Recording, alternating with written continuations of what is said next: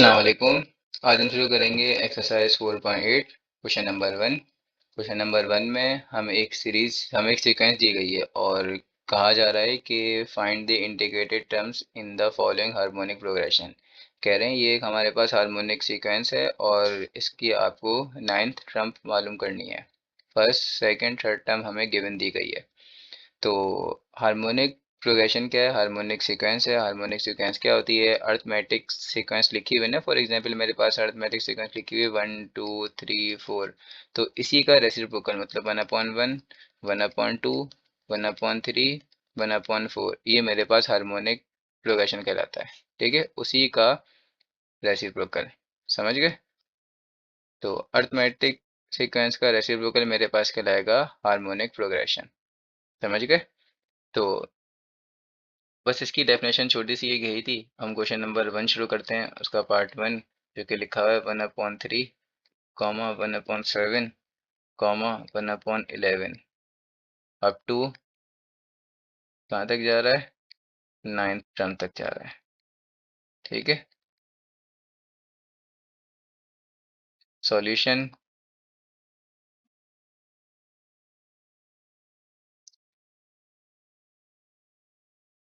अब first term होती है हमारे पास a 1/3। और अच्छा, इसमें हमारे पास पहले तो मैं फार्मूला लिख देता हूँ जनरल टर्म का, जो हमारे पास इसका फार्मूला होता है, क्योंकि सबका अलग अलग होता है ना। जैसे कि हमारे पास ज्योमेट्रिक में अलग था, अर्थमेटिक में अलग था, तो इसमें चेंज होता है। इसका फार्मूला है A N is equals to A B divided by B plus n-1 a minus B, ये होता है। ठीक है,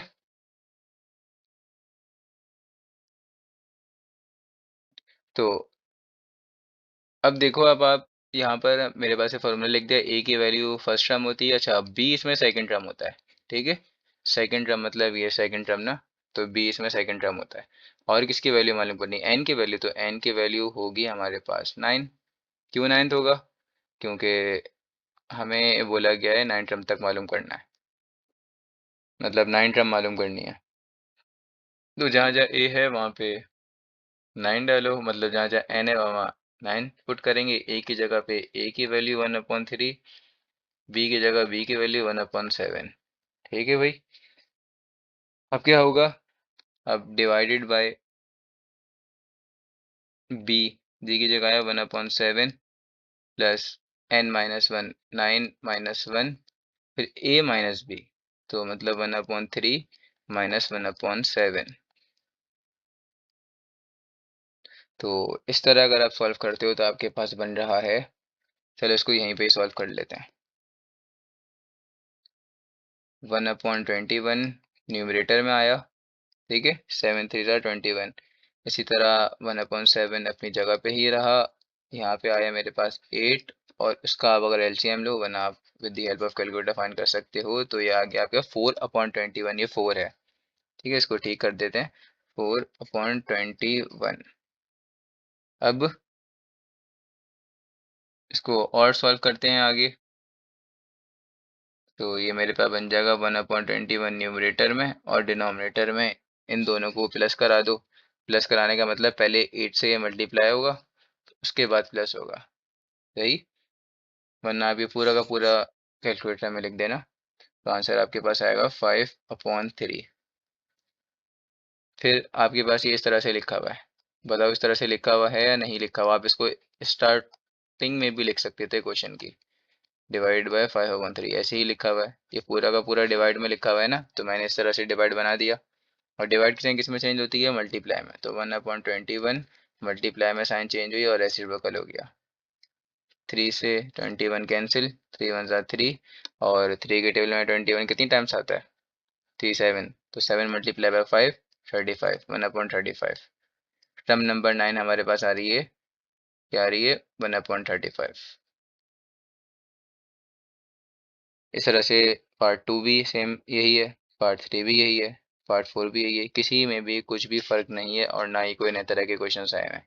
तो मैं आपके साथ 2 3 के सॉल्यूशन शेयर कर देता हूँ, उसके बाद आप खुद भी इसको कर सकते हो। अब करते हैं पार्ट नंबर 4। पार्ट नंबर 4 हमारे पास लिखा हुआ है, ए की वैल्यू है हमारे पास -1/5, बी की वैल्यू है, आपको पता है बी सेकंड टर्म होती है इसमें, ठीक है। तो बी की वैल्यू है हमारे पास -1/3 और एन की वैल्यू है, एन टर्म तक जाना है ना, मतलब सॉरी एन टर्म नहीं, मतलब टर्म नंबर 15 तक जाना है।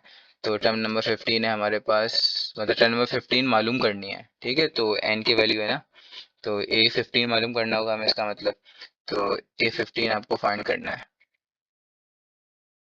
तो आप जनरल टर्म का फॉर्मूला यूज करो, AN is equals to AB divided by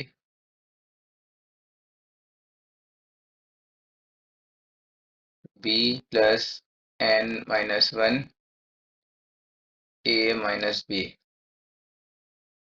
अब जस्ट आपको फॉर्मूले की जगह सिर्फ वैल्यू से पुट करनी है। A की जगह पे आया आपके पास -1/5, B की जगह आया आपके पास -1/3, फिर भी आया आपके पास -1/3 plus N-1 15 -1 A minus B, -1/5 minus, और माइनस आ गया, और माइनस के बाद यहाँ पे क्या आएगा, आपके b की वैल्यू ना, b की वैल्यू -1/3 आएगी ना, तो माइनस माइनस आपस में मल्टीप्लाई हो जाएगा, तो क्या बन जाएगा, प्लस। तो इसको आप लिख दो इस तरह से, +1/3, समझ गए। वरना इसको इस तरह से भी लिख सकते हो, 1/5 माइनस, उसके बाद एक और ब्रैकेट -1/3, ये माइनस से साइन मल्टीप्लाई होगी तो प्लस बन जाएगा, वही सेम बन जाएगा जो मैंने लिखा है।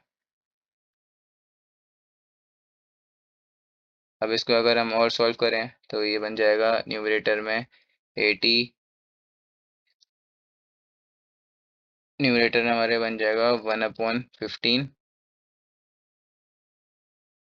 और माइनस का 1/3 प्लस 14 2, ठीक है, 14 ऐसे आया। और इसका अगर आप पूरा का पूरा एलसीएम लो तो आपके पास आता है 2/15।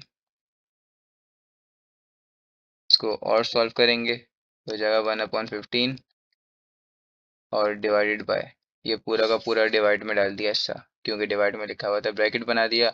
इस पूरे को सॉल्व कर लो with the help of calculator, आपके पास आ जाएगा 23/15, ठीक है, 23/15।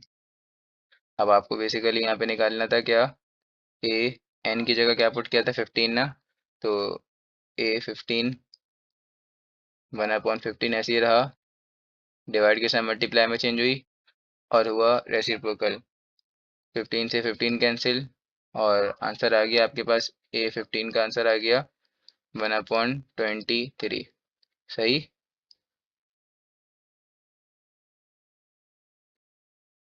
आ गया। इसी तरह से सेम अगर मैं निकालना चाहूँ तो आपको लास्ट क्वेश्चन का मतलब लास्ट पार्ट का सॉल्यूशन, लास्ट पार्ट चलो करवा ही देता हूँ, और बाकी सारे इसके सेम सेम सेम ही हैं, आप खुद से कर सकते हो।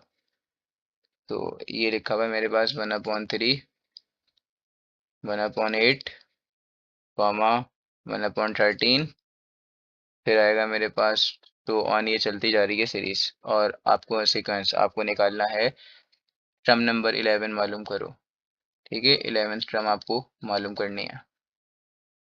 तो 11 टर्म मालूम करते हैं।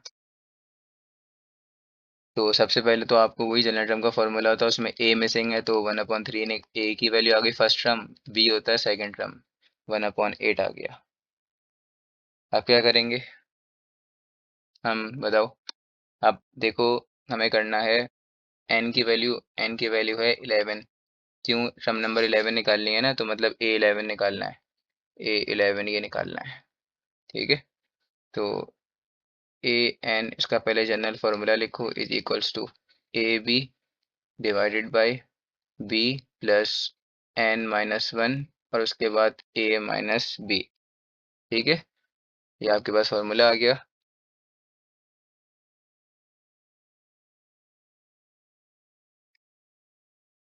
अब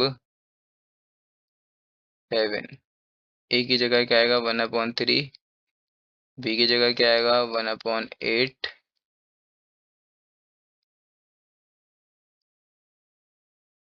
1/8 प्लस n-1 11 - 1 और आएगा a - b 1/3 -1/8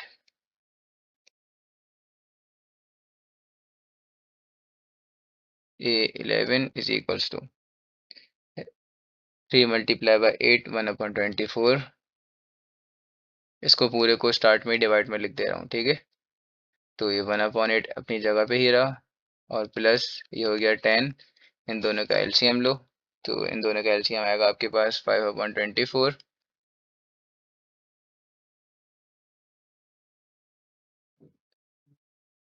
a11 is equals to 1/24। Divide की साइन अभी डिवाइड में रहेगी, पहले ब्रैकेट सॉल्व होता है, फिर ऐसी जिस सिचुएशन में ब्रैकेट सॉल्व होना बंद हो जाएगा उस टाइम पर हम डिवाइड के साथ मल्टीप्लाई में चेंज करते हैं और उसको रेसिप्रोकल कर देते हैं। तो ये हो गया आपके पास 53/24। अब इस पूरे को कैलकुलेटर में डालो और सॉल्व कर लो। डिवाइड की साइन अब मल्टीप्लाई में चेंज होगी और हो जाएगा रेसिप्रोकल। डिवाइड की साइन मल्टीप्लाई में चेंज और रेसिप्रोकल दोनों कैंसिल आपस में। टर्म नंबर 11 आ गई मेरे पास 1/53। ठीक है भाई, इस तरह से हमें मिलती है हार्मोनिक सीक्वेंस की टर्म। तो अब आप देखो, अब हमें क्वेश्चन नंबर 2 में कह रहे हैं if the 7 and 10 terms of an HV are 1/3 and 5/21। 7 term और 10 टर्म दी हुई है जिसकी वैल्यू है हमारे पास 1/3 और 5/21 और बता दिया वो एचपी है, हार्मोनिक प्रोग्रेशन है। Respectively find its 14 and 20 terms. तो 7 और 10 टर्म्स की मदद से आप मालूम करोगे 14 टर्म कौन सी होगी उसकी और 20 टर्म कौन सी होगी उसकी वैल्यू। तो चलो इस क्वेश्चन को करना शुरू करते हैं। आपने क्वेश्चन तो पढ़ लिया। तो क्वेश्चन नंबर 2 में सबसे पहले हम डेटा बना लेंगे। डेटा में लिख देंगे कि हमें क्वेश्चन में क्या क्या गिवन है। तो क्वेश्चन नंबर 2 में हमें दिया हुआ है, अच्छा सबसे पहले तो मैं यहाँ पे लिख देता हूँ टर्म्स इन एचपी। हमें अभी हार्मोनिक प्रोग्रेशन में मतलब हार्मोनिक सीक्वेंस में हमें वो टर्म दी हुई है ना। तो वो दो जो टर्म्स हमें दी हुई हैं वो कौन कौन सी हैं? a7, a7 है 1/3, मतलब कि हमारे पास फॉर एग्जांपल एक सीरीज है, मैं इसे बना के दिखा देता हूँ, ये सीक्वेंस है बल्कि, सॉरी। ठीक है, तो इसमें फर्स्ट टर्म हमारे पास ये a1 होगी, ये a2 होगी सेकंड टर्म, फिर a3 होगी थर्ड टर्म, इसी तरह से सो ऑन चलती रहती है। जरूरी नहीं है ये 1 2 3 ही हो, ये मैंने एक सीक्वेंस बनाई थी अपनी मर्जी की। अब क्या है हमारे पास? ठीक है, ये गिवन दे दिया हमें टर्म नंबर 7 1/3 और टर्म नंबर 10 हमें दिया हुआ है 5/21। सही, तो अब हमें निकालना है इस क्वेश्चन में ए, तो मतलब टर्म नंबर 14 ये फाइंड करना है और हमें फाइंड करना है टर्म नंबर 20। सही, तो इस टाइप के क्वेश्चन सॉल्व होते हैं हमारे पास, बहुत इजी तरीके से हो जाते हैं सॉल्व। पहले हम लिख देते हैं इस इन्हीं टर्म्स को अरिथमेटिक प्रोग्रेशन में लिख देते हैं, मतलब अरिथमेटिक सीक्वेंस में। अच्छा, आपको मैंने बताया था हमारे पास जो हार्मोनिक सीक्वेंस होती है वो हमारे पास अरिथमेटिक सीक्वेंस की रेसिप्रोकल होती है। फॉर एग्जांपल मेरे पास ये 1/3 है, फिर है उसका नेक्स्ट 1/4, फिर नेक्स्ट है 1/5। तो अब ये है कि एचपी, एग्जांपल दे रहा हूँ, ये है एचपी। तो अगर मैं कहता हूँ कि इसका आप बनाओ एपी, तो इसका एपी क्या होगा? इसका एपी होगा 3 4 और 5, उसी का रेसिप्रोकल।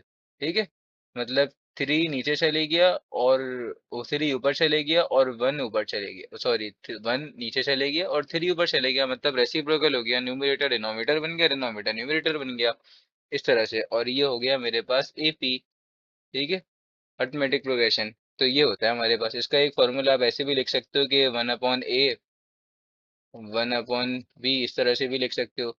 ठीक है, वो आप अपने उससे जैसे जैसे लिखना चाहते हो आप लिख दो।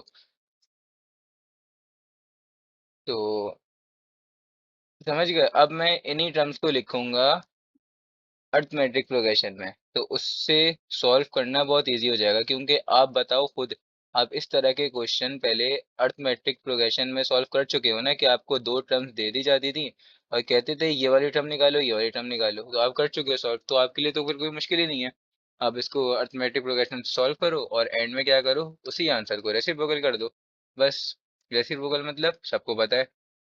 तो अब हम with the help of term number 7 जो कि मेरे पास होगी 3, और टर्म नंबर 10 इसमें होगी मेरे पास रेसिप्रोकल, ये ऊपर ये नीचे, ठीक है।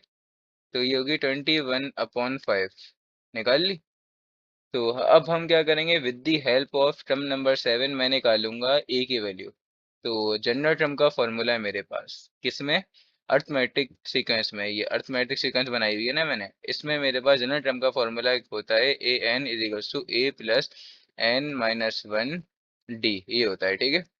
ए एन एन, जहाँ जहाँ एन है वहाँ वहाँ जो कुछ भी है मैं उसकी वैल्यू पुट कर दूंगा, क्योंकि ए 7 निकालना है ना। तो एन की वैल्यू क्या है, 7 है।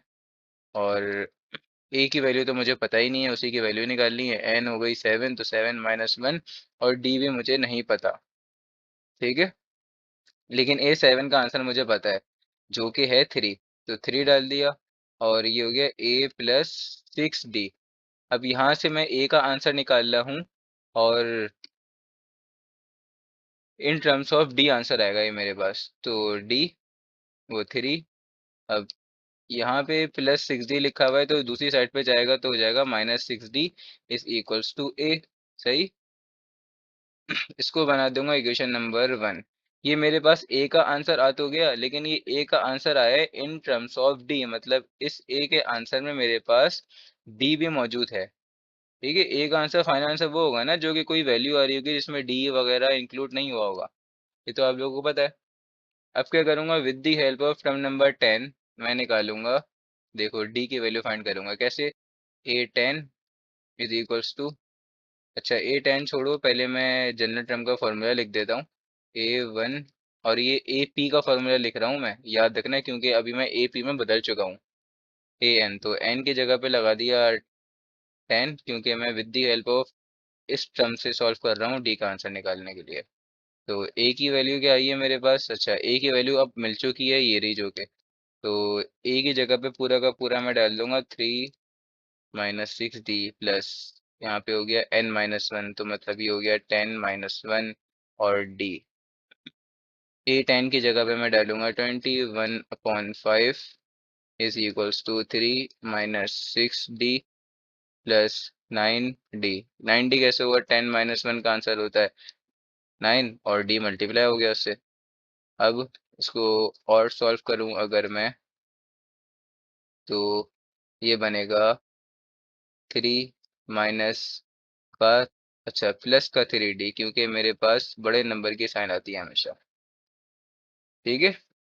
प्लस का 3 डी, अब क्या होगा मेरे पास यहाँ पे प्लस का 3 लिखा हुआ है, तो ये दूसरी साइड पे जाएगा तो ये बन जाएगा माइनस।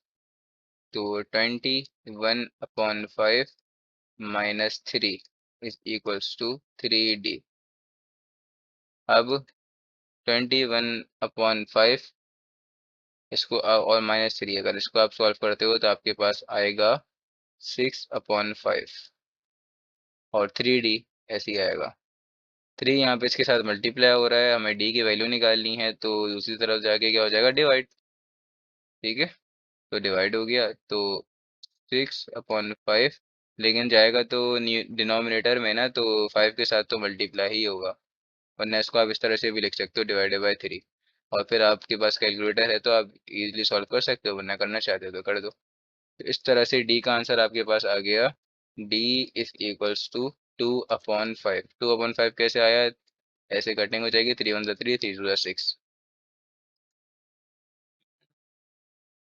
तो हमने डी भी निकाल लिया। अब देखो डी का आंसर तो हमें मिल गया, लेकिन देखो ए का जो आंसर मिला था वो इन टर्म्स ऑफ डी मिला था, इसमें ये डी मौजूद था। तो अब इस डी को कैसे खत्म करें, ए का आंसर लिए फाइनल निकालें। तो लिख देता हूँ पुट इन इक्वेशन 1। तो इक्वेशन 1 में इसको मैं कर रहा हूँ पुट। इक्वेशन 1 थी ए इज इक्वल्स टू 3 माइनस का 6 डी, ये थी। तो अब क्या करूँगा, ए इज इक्वल्स टू 3 माइनस का 6, और यहाँ पे 2/5 डी की जगह पे। और अब इस तरह से ए का आंसर मेरे पास आ गया 3/5। ठीक है। अब मुझे ए भी मिल गया और मुझे डी भी मिल गया, तो अब मैं इजीली सॉल्व कर सकता हूँ कि नहीं कर सकता? बिल्कुल कर सकता हूँ। अब इसको वापसी बदल दूंगा मैं। क्या कर दूंगा? इसको वापसी में टर्म्स को लिख दूंगा हार्मोनिक प्रोग्रेशन में। Terms in HP. अब इसको वापसी बदल रहा हूँ, मतलब रेसिप्रोकल करूंगा। ठीक है। तो रेसिप्रोकल, पहले तो आप देखो, हमें निकालना है ए14। ये निकालना था ना, इसके आगे क्वेश्चन मार्क। तो ए14 कैसे निकालें? ए14 हार्मोनिक प्रोग्रेशन में कैसे निकलेगा? ए14 तो होगा, ये बेसिकली इस तरह से बन जाएगा, 1/A14 ऐसे ही बन जाएगा ना। जैसे टर्म नंबर 1 है, ये सीरीज लिखी हुई A1 A2 A3 A4 A5, ये मेरे पास एचपी में लिखी हुई है, या समझ लो एपी में लिखी हुई है। अगर मैं बोलूँगा ये, चलो समझ लो ये मेरे पास लिखी हुई एपी में लिखी हुई, एपी में। अगर मैं कह रहा हूँ एपी समझ लो, ठीक है। अगर मैं कह रहा हूँ इसका एचपी निकालो, तो आप क्या करोगे? 1/A1, 1/A2, 1/A3, 1/A4, इस तरह से सो ऑन, ठीक है। समझ गए?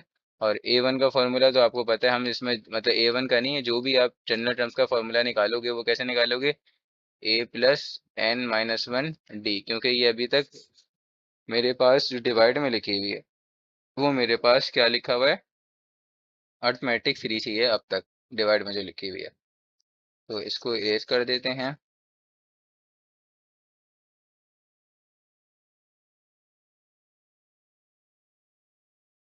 अब देखो, A14 निकालना था, तो जाहिर सी बात है, मैंने आपको जैसे बोला, A14 क्या होगा मेरे पास? 1/, वही फॉर्मूला लग जाएगा, an+n-1 और d। यही बनेगा ना फॉर्मूला मेरे पास डिवाइड में जब आएगा। तो n की जगह वैल्यू क्या है? 14 है, तो n की जगह पे n की वैल्यू पुट कर दूंगा, A14 = 1। a n की जगह क्या आएगा? अच्छा, यहाँ पे a नहीं था, ये मैंने a था खाली, मैंने सॉरी यहाँ पे a यानी वो लगा दिया, an लगा दिया। an तो यहाँ पे आता है फॉर्मूले के इज इक्वल्स टू से पहले। ठीक है। अब क्या है, a की जगह मैं पुट करूंगा a की वैल्यू, जो कि मेरे पास वैल्यू है a की, अभी अभी ही आई थी, ये रही 3/5। तो 3/5 प्लस n-1, 14 - 1 ना। तो 14 - 1, और d की वैल्यू भी मैं निकाल चुका हूँ, जो कि आई थी मेरे पास 2/5। ये आई थी मेरे पास 2/5। अब इसको पूरा का पूरा पहले डिवाइड में आप सॉल्व कर दो, और वरना इसको इस तरह से भी लिख सकते हो, वो डिवाइड की साइन लगा के उसको सॉल्व ऐसे भी कर सकते हो, जैसे मैं आपको करवाता हूँ नॉर्मली। अगर आप इस पूरे को सॉल्व करते हो, तो ये इस तरह से बन जाएगा, 3/5 प्लस 13 और 2/5। अगर आप इस पूरे के पूरे को कैलकुलेटर में लिखते हो, तो आपके पास आंसर आएगा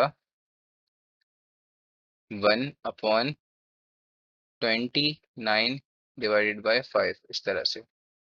फिर इसको और कैसे सॉल्व करेंगे फर्दर? वैसे तो आप कैलकुलेटर में पूरा भी लिख सकते हो अगर आपको आता है, वरना 1/29/5 लिख सकता हूँ इस तरह से, बिल्कुल लिख सकता हूँ। डिवाइड की साइन किस में चेंज होगी? मल्टीप्लाई में। तो और क्या हो जाएगा? रेसिप्रोकल, 5 ऊपर 29 नीचे, और आमने सामने मल्टीप्लाई। तो क्या हो जाएगा? 5/29। तो A14 का आंसर मेरे पास आ गया है 5/29। अब A20 निकालूंगा। A20, ये भी मुझे नहीं पता थी, तो A20 भी ऐसे निकालूंगा। ये मेरे पास बन जाएगा A20 is equals to 1/A20 ना। तो A20 कैसे निकालेंगे? ये A20 का फॉर्मूला क्या बनेगा? A+n-1 D, ऐसे ही बनेगा ना, n की जगह आ जाएगा 20। समझ गए?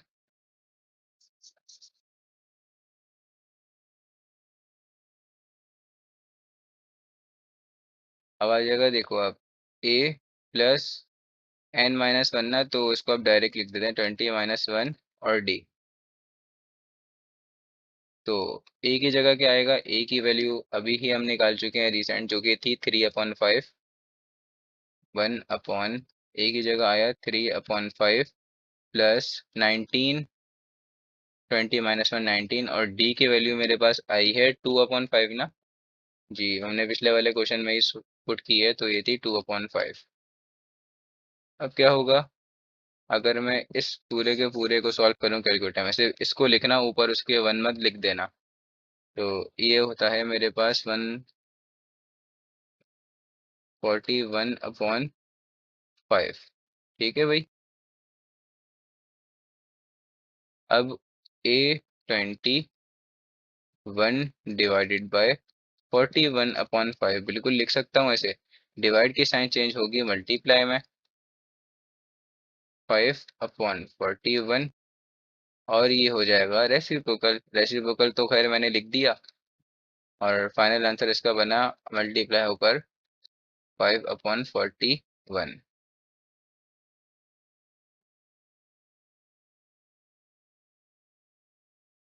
तो हमने A14 और A20 फाइंड कर ली। हमें इस क्वेश्चन में बस इतना ही करना था। अब करेंगे हम क्वेश्चन नंबर 3। तो क्वेश्चन नंबर 3 देखो, हमें क्या करें क्वेश्चन नंबर 3 में, if the sum of first and six term, first term और सिक्स टर्म का जो सम होगा वो मुझे दिया हुआ है। सम मतलब दोनों को प्लस करो तो 31/116 ये दिया हुआ है। Find the harmonic sequence. अब हमें पूरी की पूरी सीक्वेंस मालूम करनी है। If the first term is 1/4, और फर्स्ट टर्म मुझे पहले से दी गई है 1/4, मतलब A1 मुझे दिया हुआ है, और A1 A ही होता है। समझ गए, A1 A ही होता है ना, A को फर्स्ट टर्म कहते हैं। तो क्वेश्चन नंबर 3 में सबसे पहले डेटा बना लेते हैं। डेटा में क्या कह रहे हैं हमें, डेटा में हमें बताया है कि भाई आपके पास फर्स्ट टर्म प्लस A6 मतलब 30 टर्म, इन दोनों का सम है। सम मतलब प्लस, मेरे पास क्या है 31/116 ये है। और हमें A1 पता है कि A1 क्या है। अच्छा, A1 ये A और A1 सेम है। ए को बोलते हैं फर्स्ट टर्म और A1 को भी फर्स्ट टर्म, ये आपको मैं पहले ही बता चुका हूँ। तो ए मुझे दिया है 1/4, लेकिन ये मेरे पास, याद रखना आपको, जो आपको सवाल दिया गया है ये अभी हमारे पास एचपी में चल रहा है। एचपी मतलब हार्मोनिक प्रोग्रेशन, हार्मोनिक सीक्वेंस चल रही है अभी है। तो A1 की जगह A1 पुट कर दिया, 31/116। अब क्या करूँगा मैं, अब A6 फाइंड करनी है ना मुझे, तो अभी कि A6 का आंसर क्या है। अब लेकिन हमें क्वेश्चन में क्या बोले गए थे, पूरी की पूरी सीक्वेंस मालूम करो, तो सीक्वेंस मालूम तो कर लूंगा, लेकिन A6 भी तो पता होना चाहिए। तो 31/116 -1/4, इसका आंसर आपके पास हो गया 1/58।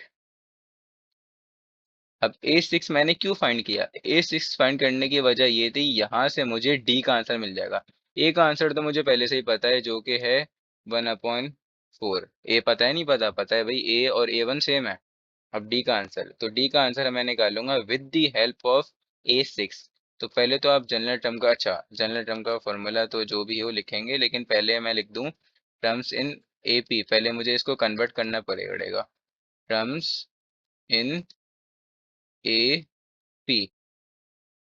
तो पहले मैं A6 को कन्वर्ट कर देता हूँ, और A को मतलब फर्स्ट टर्म को इसमें अर्थमेटिक सीरीज में। तो A1 मेरे पास क्या थी, 1/4 थी ना। तो ये रेसिप्रोकल हो जाएगी, तो क्या बन जाएगी, 4 ऊपर आ जाएगा, 1 नीचे चले जाएगा। बिल्कुल ऐसे ही होगा ना। तो ये मेरे पास बनी 4, मतलब A का आंसर बना। इसको A1 लिख दो, A लिख दो, एक ही बात है। तो अभी तो हम फिलहाल A ही लिख देते हैं।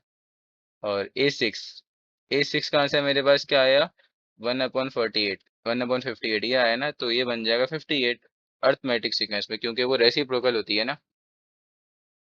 तो भाई ये भी निकाल लिया। With the help of A6 मैं फाइंड करूंगा A प्लस n-1 D। अब आप कह रहे हो कि भाई हम बार बार AP में कन्वर्ट क्यों कर रहे हैं, ये भी सवाल पूछ सकते हो ना। हम बार बार कन्वर्ट इस वजह से कर रहे हैं कि हार्मोनिक प्रोग्रेशन में हमें जनरल टर्म की मदद से A और D निकालना मुश्किल हो जाता है। ठीक है, क्योंकि उस फॉर्मूले में बी भी आता है। तो हम क्या करते हैं, हम अर्थमेटिक प्रोग्रेशन में कन्वर्ट करके जल्दी से निकाल लेते हैं, और ए और डी पता लग गया तो हमारा क्वेश्चन बहुत जल्दी सॉल्व हो जाएगा। With the help of A six ना, तो जहाँ जहाँ एन है वहाँ ए सिक्स डाल, मतलब सिक्स लगाऊंगा, और ए की वैल्यू तो मुझे पता है जो कि है फोर, मतलब टर्म नंबर वन।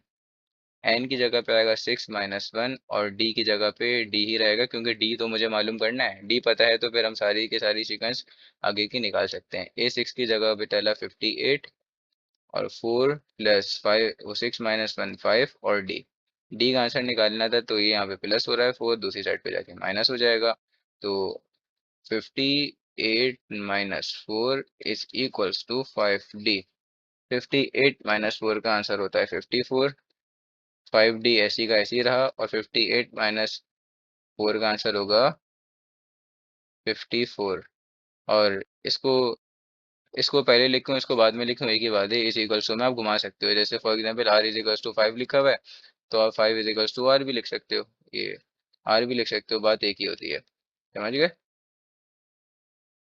तो अब फाइव और डी आपस में मल्टीप्लाई हो रहे हैं, तो मैं फाइव को यहाँ पे मल्टीप्लाई हो रहा है ना, तो दूसरी साइड पे जाके करवा दूंगा डिवाइड। तो 54 डिवाइड बाय फाइव। अब मेरे पास डी का आंसर आ गया 54 डिवाइड बाय, बस इसी को फाइनल से कर देते हैं, क्योंकि ये कटिंग तो इसमें हो नहीं रही, और हम डेसिमल में लिखने से परहेज ही करते हैं, हम नहीं लिखते डेसिमल में, इसमें खास तौर से सीरीज सीरीज जब बना रहे होते हैं ना उसमें। अब क्या होगा, अब मैंने ए भी निकाल लिया, डी भी निकाल लिया, ए तो खैर हमें पहले से ही दिया हुआ था। अब करूंगा वापसी टर्म्स इन एच पी, जैसे पिछला क्वेश्चन किया है, अगर पिछला क्वेश्चन समझ आ गया तो ये भी समझ आ गया आपको। अब निकालूंगा सबसे पहले तो ए वन फॉर फर्स्ट टर्म ना, तो फर्स्ट टर्म मुझे क्वेश्चन में गिवन दी गई थी 1/4, आप क्वेश्चन वापसी देख सकते हो, चलो मैं दोबारा से बता देता हूँ। और फर्स्ट टर्म ही हमारे पास ए कहलाती है, और ए वन भी वही होगी। If is first term is 1/4, first term दी हुई है, पूरी की पूरी सीक्वेंस बनानी थी, हार्मोनिक सीक्वेंस मालूम करनी थी। तो फर्स्ट टर्म मालूम कर लिया, सेकंड टर्म कैसे मालूम करूंगा? तो सेकंड टर्म भी इजी है फाइंड करना, ए टू होगी ना फर्स्ट सेकंड टर्म, तो ये 1/A2 बनेगी। ए टू की जगह पे कौन सा फॉर्मूला खुलेगा, अर्थमेटिक प्रोग्रेशन का वो वाला, A N is equals to A plus N minus one D, क्योंकि ये रेसिप्रोकल होता है ना इसी का, तो मैं रेसिप्रोकल ही तो बना रहा हूँ, डिवाइड में लिख रहा हूँ नीचे। तो समझ गए? तो ए एन ना, तो यहाँ पे तो ए आएगा पहले, प्लस एन माइनस वन, तो टू माइनस वन आएगा ना, और डी।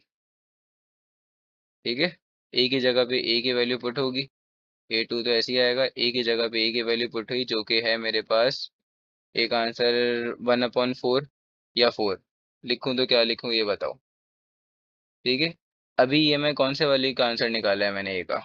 ठीक है, ये जो मेरे पास डिवाइड में लिखी हुई है, मेरे पास अर्थमेटिक सीक्वेंस लिखी हुई है ना, कौन सी सीक्वेंस लिखी हुई है, अर्थमेटिक सीक्वेंस। तो मैं यहाँ पे ए की जगह पे अर्थमेटिक सीक्वेंस का ही डालूंगा, जो कि रेसिप्रोकल वाले का आंसर था फोर, आप ऊपर देख सकते हो। अब आप ये मत बोलना कि ए कौन सा आ गया, ये रहा, ये एपी वाला है ना, तो मैं एपी डिवाइड में तो मैंने एपी लिखा है ना पूरा का पूरा, क्योंकि वो रेसिप्रोकल होता है, हार्मोनिक सीक्वेंस मेरे पास रेसिप्रोकल होती है अर्थमेटिक सीक्वेंस की। तो डिवाइड में तो मैंने अर्थमेटिक सीक्वेंस लिखी है ना, तो ए उसका है, वरना आप कह सकते हो कि भाई यहाँ मैंने 1/4 लिखा हुआ है तो मैं ये क्यों नहीं डाल रहा, ये एचपी का है, ये किसका है, एचपी का है। समझ गए? तो ये डाल दिया, four plus two minus one होता है वन, तो वन लिखो नहीं लिखो एक ही बात है, क्योंकि वन मल्टीप्लाई बाई डी होगा तो डी आंसर होगा ना, तो वन लिखो नहीं लिखो एक ही बात है। और डी की वैल्यू क्या आ गई, 54/5। और अगर लिख सकते तो लिख लेते, कोई प्रॉब्लम नहीं थी इसमें भी। तो ए टू का आंसर अगर आप इस पूरे को सॉल्व करते हो तो आपके पास आंसर आएगा 5/74। आप कैलकुलेटर में इस तरह से लिखना, 1/बाय, ऐसे ब्रैकेट बनाना है कैलकुलेटर में, फाइव प्लस वो फोर प्लस 54/5 इस तरह से, और ब्रैकेट क्लोज, पूरा आंसर आ जाएगा। वरना आप पहले ये लिखो, फिर उसको डिवाइड बाय वन से कर दो सॉल्व। ठीक है, ए टू भी आ गई, ए वन भी मिल गई, और ए टू भी मिल गई। अब निकालूंगा ए थ्री। ए वन तो खैर हमें पहले से ही बताई गई थी सवाल में। A3 क्या होगी, 1/A+3 - 1 D। ठीक है, नीचे डिवाइड में मैंने डिनोमिनेटर में क्या किया, अर्थमेटिक सीक्वेंस डाली। ठीक है, क्योंकि उसी का रेसिप्रोकल होता है और सॉल्विंग इसी से ही हो जाती है इजी। ए का आंसर क्या था, 4 था, +2D। तो डी की जगह क्या आएगा, डी की जगह आएगा मेरे पास 54/5। इस पूरे के पूरे को आप कैलकुलेटर में डाल दो। अगर इसको डालोगे इसको, फिर उसको, फिर ऐसे करके 1/बाय जो भी आंसर आएगा इस तरह से आंसर लिख देना। समझ गए? तो मैं डायरेक्ट अब लिख रहा हूँ। तो A3 का आंसर मेरे पास आया 5/128। ठीक है, तो मुझे जो सीक्वेंस मिली वो मिल तो गई, बस अब इतना ही निकाल लो, तीन वो टर्म्स निकाल लो सीक्वेंस के, बहुत हैं। तीन टर्म्स कौन से हैं, फर्स्ट हो गया 1/4, सेकंड हो गया कौन सा, 5/74, थर्ड हो गया आपके पास 5/128। इस तरह से सो ऑन ही चलती जाएगी, और छठी भी आपको पता है, वो आपको सवाल में गिवन दी गई थी। ठीक है।